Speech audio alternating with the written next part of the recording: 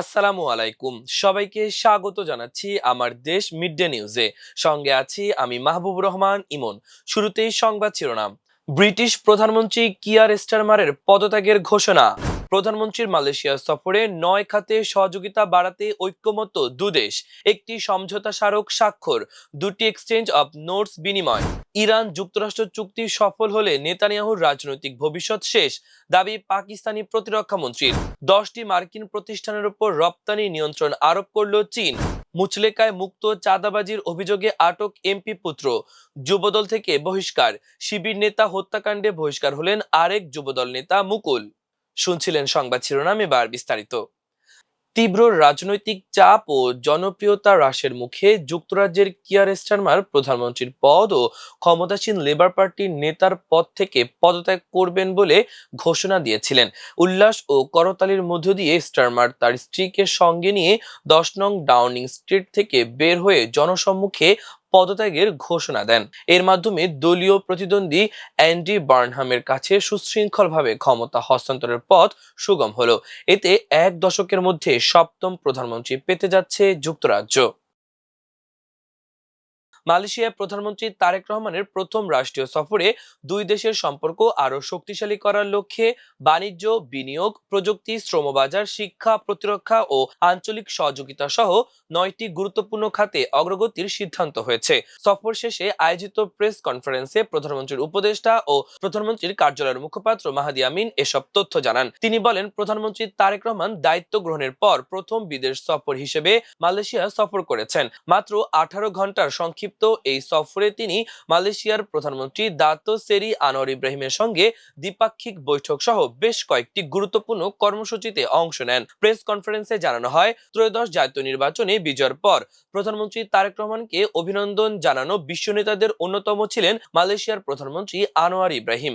ঐতিহাসিক সম্পর্কের ধারাবাহিকতায় এই সফরের মাধ্যমে দুই দেশের বন্ধুত্বপূর্ণ সম্পর্ক আরো গভীর হয়েছে।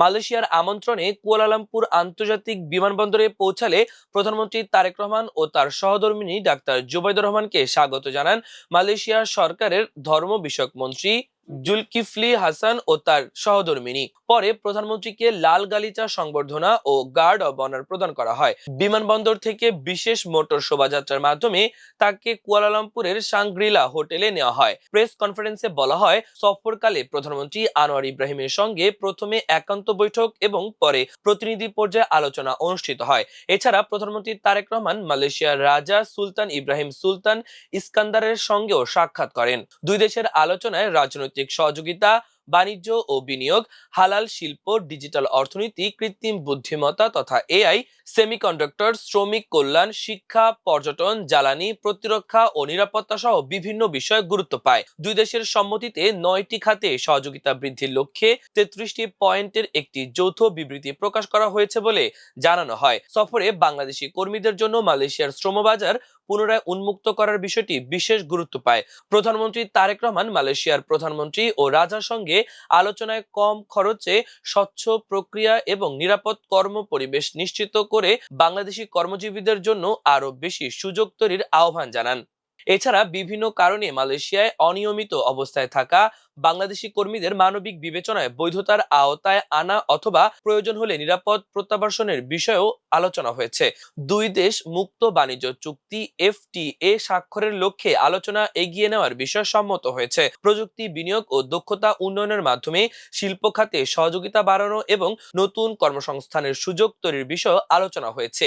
এআই, ডিজিটাল অর্থনীতি, সাইবার নিরাপত্তা এবং আধুনিক প্রযুক্তি খাতে সহযোগিতা বৃদ্ধির পাশাপাশি বাংলাদেশের প্রযুক্তি পার্ক ও অর্থনৈতিক অঞ্চলে মালয়েশিয়ার বিনিয়োগ বাড়ানোর বিষয়ে গুরুত্ব দেওয়া হয়েছে। মালয়েশিয়ায় অধ্যয়নরত প্রায় 11,000 বাংলাদেশি শিক্ষার্থীর বিষয়টি আলোচনায় আসে। বিশ্ববিদ্যালয় পর্যায়ে অংশীদারত্ব, যৌথ গবেষণা ও দক্ষতা ভিত্তিক শিক্ষা সম্প্রসারণের দুই দেশ একমত হয়েছে। প্রতিরক্ষা সহযোগিতা বৃদ্ধি, সামরিক প্রশিক্ষণ, জাতিসংঘ শান্তিরক্ষা কার্যক্রম এবং সন্ত্রাসবাদ মোকাবেলায় সক্ষমতা বৃদ্ধিতেও সহযোগিতা বাড়ানোর সিদ্ধান্ত হয়েছে। বাংলাদেশে আশ্রয় নেওয়া রোহিঙ্গাদের নিরাপদ, স্বেচ্ছামূলক ও সম্মানজনক প্রত্যাবাসনে মালয়েশিয়ার সহযোগিতা নিয়েও আলোচনা হয়েছে। এছাড়া আসিয়ানের সেন্ট্রাল ডায়ালগ পার্টনার হিসেবে বাংলাদেশের ভূমিকা এবং রিজিওনাল কম্প্রিহেন্সিভ ইকোনমিক পার্টনারশিপ RCEP-এ বাংলাদেশের অন্তর্ভুক্তির বিষয়ে মালয়েশিয়ার সহযোগিতার বিষয়টি আলোচনায় আসে। সফরে বাংলাদেশ ও মালয়েশিয়ার মধ্যে সংস্কৃতি বিষয়ে একটি সমঝোতা স্মারক স্বাক্ষর হয়েছে। পাশাপাশি বিনিয়োগ বৃদ্ধি ও সন্ত্রাস দমনে দুটি এক্সচেঞ্জ অফ নোটস বিনিময় করা হয়। সফরকালে প্রধানমন্ত্রী তারেক রহমান মালয়েশিয়ায় বড় কয়েকটি প্রতিষ্ঠানের শীর্ষ কর্মকর্তাদের সঙ্গে বৈঠক করেন। প্রতিষ্ঠানগুলোর মধ্যে ছিল পেট্রোনাস, আজিয়াটা, এয়ার এশিয়া, পারডুয়া ও MMC পোর্ট। প্রেস কনফারেন্সে মাহাদি আমিন বলেন, এই সফর বাংলাদেশ মালয়েশিয়া সম্পর্কের ক্ষেত্রে একটি গুরুত্বপূর্ণ অধ্যায় এবং ভবিষ্যৎ সহযোগিতার নতুন দিগন্ত উন্মোচন করবে। যুক্তরাষ্ট্র ও ইরানের মধ্যে হওয়া চুক্তি ইসরায়েল নষ্ট করার চেষ্টা করছে বলে মন্তব্য করেছেন পাকিস্তানের প্রতিরক্ষা মন্ত্রী খাজা আসিফ। তার মতে, যদি এই চুক্তি সফল হয় তাহলে ইসরায়েলের প্রধানমন্ত্রী বেনিয়ামিন নেতানিয়াহুর রাজনৈতিক ভবিষ্যৎ শেষ হয়ে যেতে পারে। সামা টিভির অনুষ্ঠানে মেরে সাওয়াল উইথ আফসার আলমে তিনি এসব কথা বলেন। খাজা আসিফ আরো বলেন, যদি ইসরায়েল একা বা ভারতের সঙ্গে মিলিত হয়ে পাকিস্তানের বিরুদ্ধে কোনো আগ্রাসন চালায় তাহলে পাকিস্তান সমান শক্তিতে জবাব দেবে। তিনি জানান, পাকিস্তান নিজের আত্মরক্ষার অধিকার ব্যবহার করবে। তিনি দাবি করেন, ইসরায়েল সম্পর্কে তিনি এমন খবর জানেন না যে তারা সাম্প্রতিক সংঘাতে ইরানের বিরুদ্ধে ব্যাপকভাবে গণবিধ্বংসী অস্ত্র ব্যবহার করার পরিকল্পনা করেছিল। তবে ইসরায়েলের কাছ থেকে যে কোনো কিছুই প্রত্যাশা করা যায় বলেও জানান। প্রতিরক্ষা শিল্প ও বিরল খনিজ উত্তোলনের সঙ্গে জড়িত 10টি মার্কিন প্রতিষ্ঠানের উপর রপ্তানি নিয়ন্ত্রণ আরোপ করেছে চীন। সোমবার দেশটির বাণিজ্য মন্ত্রণালয় এ তথ্য জানিয়েছে। রপ্তানি নিয়ন্ত্রণের আওতায় পড়া প্রতিষ্ঠানগুলোর মধ্যে যুক্তরাষ্ট্রের অসকোশ ডিফেন্সও রয়েছে। এটি মার্কিন যুক্তরাষ্ট্রের সামরিক বাহিনীর জন্য বিভিন্ন ধরনের সামরিক যানবাহন তৈরি করে। এক বিবৃতিতে চীনের বাণিজ্য মন্ত্রণালয় জানায়, উল্লেখিত 10টি প্রতিষ্ঠানের কাছে দ্বৈত ব্যবহারযোগ্য পণ্য রপ্তানি নিষিদ্ধ করা হয়েছে। এছাড়া বিশ্বের কোনো দেশ বা অঞ্চলের কোনো ব্যক্তি বা প্রতিষ্ঠান চীনে উৎপাদিত এমন দ্বৈত ব্যবহারযোগ্য পণ্য এই সব প্রতিষ্ঠানের কাছে হস্তান্তর বা সরবরাহ করতে পারবে না।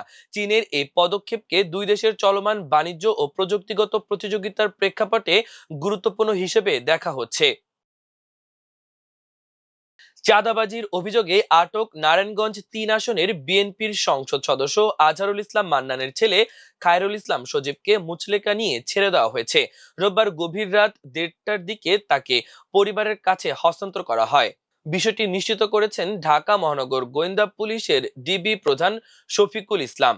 পুলিশ সূত্রে জানা যায়, রোববার দুপুরে রাজধানী থেকে ঢাকা মহানগর গোয়েন্দা পুলিশের সহায়তায় সজীবকে হেফাজতে নেয় নারায়ণগঞ্জ জেলা পুলিশ। পরে বিকেলে তাকে নারায়ণগঞ্জ জেলা পুলিশ সুপারের কার্যালয়ে নেওয়া হয়। রাতের দিকে অধিকতর জিজ্ঞাসাবাদের জন্য তাকে ঢাকায় ডিবি কার্যালয়ে আনা হয়। নারায়ণগঞ্জ জেলার অতিরিক্ত পুলিশ সুপার অপরাধ ও অপারেশন তারেক আল মেহেদি জানান, সজীবের বিরুদ্ধে চাঁদাবাজির অভিযোগ পাওয়া গেছে। এ বিষয়ে তদন্ত ও জিজ্ঞাসাবাদের অংশ হিসেবেই তাকে ডিবি কার্যালয়ে নেওয়া হয়েছিল। অন্যদিকে আটকের ঘটনার পরপরই খায়রুল ইসলাম সজীবকে জেলা যুবদল থেকে বহিষ্কার করা হয়েছে। রোববার রাতে যুবদলের কেন্দ্রীয় নির্বাহী কমিটির সভাপতি নুরুল ইসলাম সোহেল স্বাক্ষরিত এক বিজ্ঞপ্তিতে এ তথ্য জানানো হয়। এদিকে গাইবান্ধার সাগাটা উপজেলার বোনারপাড়া ইউনিয়ন ছাত্র শিবিরের সভাপতি সাইফুল্লাহ হত্যাকাণ্ডের ঘটনায় অভিযুক্ত যুবদল নেতা মুখলেসুর রহমান মুকুলকে সংগঠন থেকে বহিষ্কার করা হয়েছে। গাইবান্ধা জেলা যুবদলের সভাপতি রাগিব হাসান চৌধুরী ও সাধারণ সম্পাদক আব্দুর রাজ্জাক ভুট্টু স্বাক্ষরিত উক্ত প্রেস বিজ্ঞপ্তিতে উল্লেখ করা হয়েছে, দলীয় নীতি ও আদর্শ পরিপন্থী কর্মকাণ্ডে জড়িত থাকার সুনির্দিষ্ট অভিযোগে তার বিরুদ্ধে এই সাংগঠনিক ব্যবস্থা নেওয়া হয়েছে। বহিষ্কৃত ব্যক্তির কোনো ধরনের অপকর্মের দায়-দায়িত্ব দল নেবে না।